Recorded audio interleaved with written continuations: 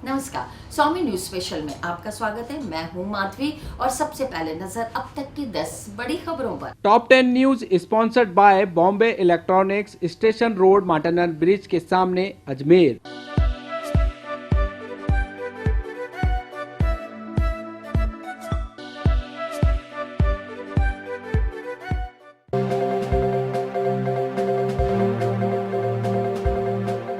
Corona काल के बीच अजमेर में जिंदगी और मौत से जूझ रहे लोगों पर आज सुबह एक और आफत टूट पड़ी। यहाँ संभाग के सबसे बड़े जेएलएन अस्पताल के आईसीयू में शॉर्ट सर्किट से 4 वेंटिलेटर्स बंद हो गए और इन वेंटिलेटर्स के सहारे जिंदगी की सांसें गिन रहे मरीजों की सांस आफत में आ गई। हालांकि अस्पताल के स्टाफ ने तुरंत एक्टिव मोड में आकर मरीजों को शिफ्ट करना शुरू कर दिया था। फिर भी एक मरीज जंग हार गया और उसकी मौत हो गई और ऐसे में एक छोटी सी चिंगारी ने मरीजों की जिंदगियां छीन ली। आज तड़के 4 बजे जब अधिकांश लोग गहरी नींद में थे, तभी अचानक आईसीयू में शॉर्ट सर्किट से 4 वेंटिलेटर्स फूंक गए। इस दौरान भर्ती मरीज और परिजनों में हड़कंप मच गया। ड्यूटी पर तैनात स्टाफ ने स्विच ऑफ कर दिया, लेकिन इस दौरान आईसीयू में एक मरीज ने दम तोड़ दिया।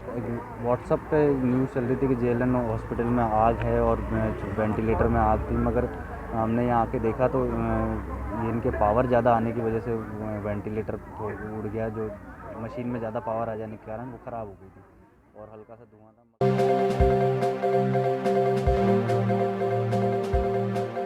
अजमेर के जेएलएन अस्पताल के कोविड-19 वार्ड में शॉर्ट सर्किट से लगी आग के बाद जिला कलेक्टर प्रकाश राजपुरोहित अस्पताल पहुंचे।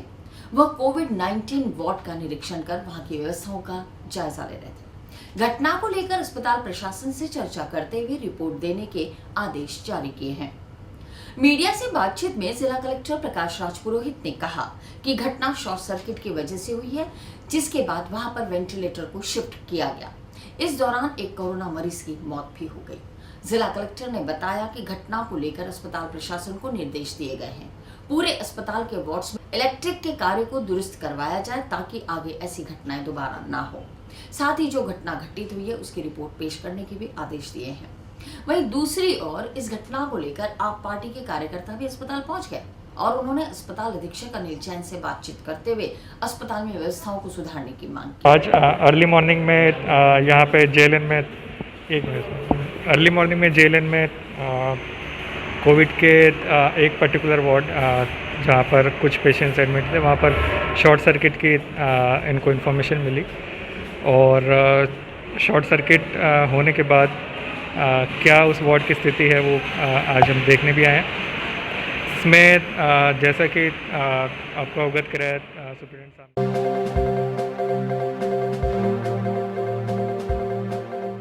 जेएलएन अस्पताल के कोविड-19 मेडिकल आईसीयू में शॉर्ट सर्किट से हुए हादसे के बाद एक मरीज की मौत हो गई। घटना की जानकारी लेने के लिए आप आदमी पार्टी के प्रतिनिधि मंडल आज जेएलएन अस्पताल पहुंचा और वहीं अस्पताल अधीक्षक अनिल जैन से हादसे की जानकारी ली। क्या कहा आप आदमी पार्टी की कीर्ति पाठक ने, आइए सुनते हैं। देखिए, सवेरे एक न्यूज़ मिली थी कि कुछ फॉल्ट के कारण कुछ पेशेंट्स की डेथ हुई है। वो तो कोई भी कुछ भी नज़र नहीं आया, रातों रात ठीक करा दिया गया होगा। ये आप भी समझते हैं और ये मैं भी समझती हूँ। कोविड वार्ड का निरीक्षण करना और चीज़ों को देखना वो हमारा खास मुद्दा वो भी था। सच अगर हम बोलते हैं, सब जने बहुत मेहनत कर रहे हैं अंदर, लेकिन चूकें लगातार हो रही हैं। मैं ये नहीं बोल रही डॉक्टर्स की तरफ से चूक है, डॉक्टर अपना काम कर रहे थे। जहाँ मैं गई हूँ वहाँ डॉक्टर्स बिल्कुल काम कर रहे थे, लेकिन चूक जो हो रही थी, जैसे धोबी है, वो अगर वो लेकर के आ रहा है धुले हुए कपड़े, तो वो बिना पीपीई किट के अंदर आ रहा है, जर्म्स लेके आ रहा है नेचुरली, और वो ले भी रहा होगा। ये भी हो रहा है। नर्सिंग जो है, नर्सिंग वो बहुत काम कर रहे हैं। बहुत ज़्यादा सफाई तो मुझे नहीं दिखी थी वहाँ पर, उसमें कि फर्श वगैरह अगर अपन देखें, हर चीज़ का रखने की जगह भी नहीं थी। ये सब था।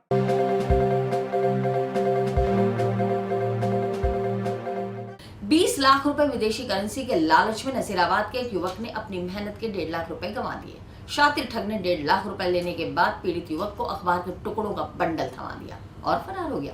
पीड़ित युवक की शिकायत पर सदर कोतवाली थाना पुलिस ने पीड़ित द्वारा आरोपी के बताए गए हुलिये के आधार पर मुकदमा दर्ज कर जांच शुरू कर दी। नजीराबाद निवासी रईस ने बताया कि शातिर ठग पिछले 3 दिनों से उसे फोन पर उसके पास विदेशी करेंसी होने की बात कह रहा था और आज मिलने के लिए डिग्गी चौक इलाके में बुलाया। शातिर ठग ने पीड़ित को अपनी बातों में उलझा लिया और कहा उसके पास विदेशी करेंसी 20 लाख रुपए है, जिसके एवज में आप मुझे 3 लाख रुपए दे दो। पीड़ित छात्र ठगों की बातों में आ गया और उसने बैंक से 1.5 लाख रुपए लाकर सार्थक को दे दिए। शातिर ठग ने अखबार के टुकड़ों का बंडल रईस को दे दिया और फरार हो गया। कुछ देर बाद पीड़ित रईस ने बंडल खोलकर देखा तो उसमें कागज की रद्दी थी। सब ये ठगी का मामला था और उसने क्या है कि विदेशी करेंसी का नाम लेकर मेरे को पैसे मंगवा लिए सब, और ना बोले इसमें ज़्यादा में चलेंगे, आपके 15-20 लाख रुपए मिल जाएंगे आपके। और ये पहले 360 की डिमांड की थी सब उसने, उसके बाद में मेरे पास पैसे बन नहीं पाए थे। फिर उसके बाद में क्या बनते बनते बोले आप कम करो, मैं कम करा दूंगा।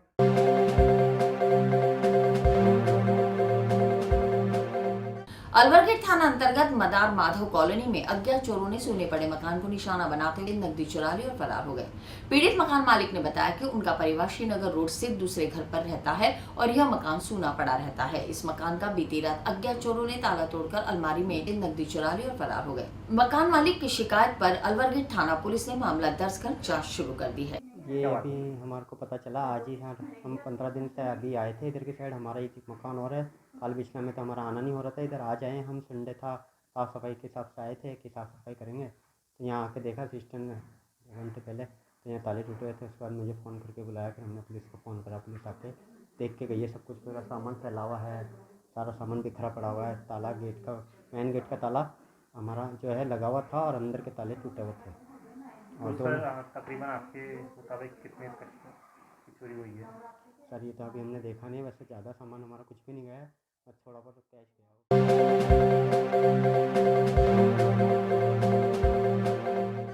कोरोना महामारी की चुनौतियों से निपटने के लिए बड़े पैमाने पर बदलावों के साथ केंद्र सरकार ने हज 2021 का ऐलान कर दिया है।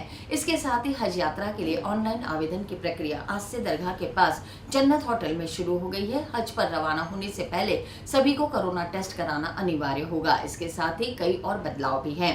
महमूद खान ने बताया कि केंद्रीय अल्पसंख्यक कार्य मंत्री मुख्तार अब्बास नकवी ने हज 2021 में कोरोना महामारी के मद्देनजर राष्ट्रीय अंतर्राष्ट्रीय प्रोटोकॉल गाइडलाइंस का कड़ाई से पालन किया जाएगा।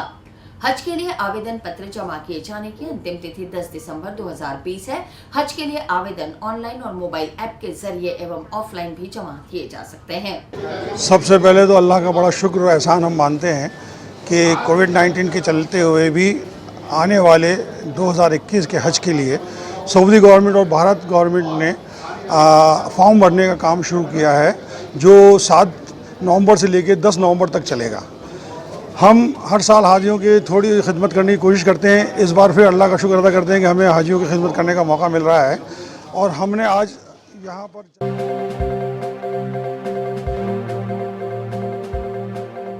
अजमेर जिला परिषद के भाजपा प्रत्याशियों की सूची प्रदेश स्तर से जारी कर दी गई है।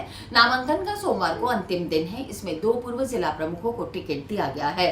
अजमेर जिला परिषद की जिला प्रमुख रही सुशील कुमार पलाड़ा और पुखराज पहाड़िया को फिर से मैदान में उतारा है। वहीं एक दिन पहले कांग्रेस से भाजपा में आए श्रवण सिंह रावत को भी उम्मीदवार बनाया है। ओबीसी मोर्चा के प्रदेशाध्यक्ष ओम प्रकाश भड़ाना को भी प्रत्याशी घोषित किया है। प्रदेश महामंत्री भजन लाल शर्मा ने प्रदेशाध्यक्ष सतीश पूनिया के निर्देश पर यह सूची जारी की।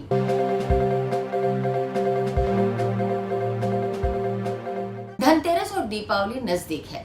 वैश्विक महामारी कोरोना के बावजूद धीरे धीरे बाजार की रौनक बढ़ने लगी है। धनतेरस और दिवाली की तैयारियों में लोग जुट गए हैं। धनतेरस का पर्व 12 को और दीपावली 14 नवंबर को मनाई जाएगी। धनतेरस और दिवाली को लेकर बाजार सजने लगे हैं। धनतेरस में अब महज 4 दिन का समय ही शेष है। व्यवसायी दुकानों की साफ सफाई के साथ साजो सामान को सजाने में जुटे हुए हैं। मान्यता है कि धनतेरस के दिन खरीदी गई किसी भी धातु की वस्तु फलदायक होती है और उससे घर में सुख समृद्धि आती है। दुकानें अभी से ही रंग बिरंगी लड़ियों से सजने लगी है।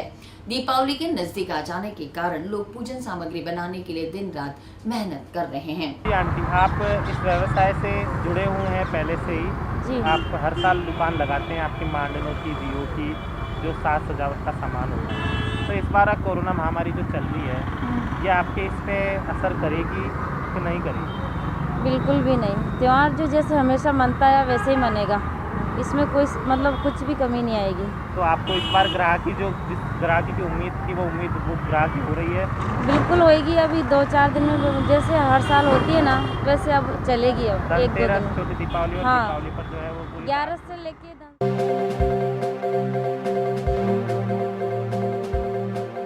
अजमेर जिला अस्पताल में रेजिडेंस डॉक्टर व नर्सिंग कर्मियों का आंदोलन लगातार जारी है, जिसके तहत 2 घंटे का कार्य बहिष्कार किया जा रहा है। आज रेजिडेंस डॉक्टर व नर्सिंग कर्मियों ने आपातकालीन वार्ड के बाहर मौन विरोध प्रदर्शित किया। वह जिला प्रशासन से महिला डॉक्टर के साथ की गई अभद्रता के दोषियों को गिरफ्तार करने की मांग की। इस मामले में रेजिडेंस डॉक्टर्स ने दोषियों के खिलाफ कार्रवाई नहीं होने पर सोमवार से हड़ताल पर जाने की चेतावनी दे डाली है।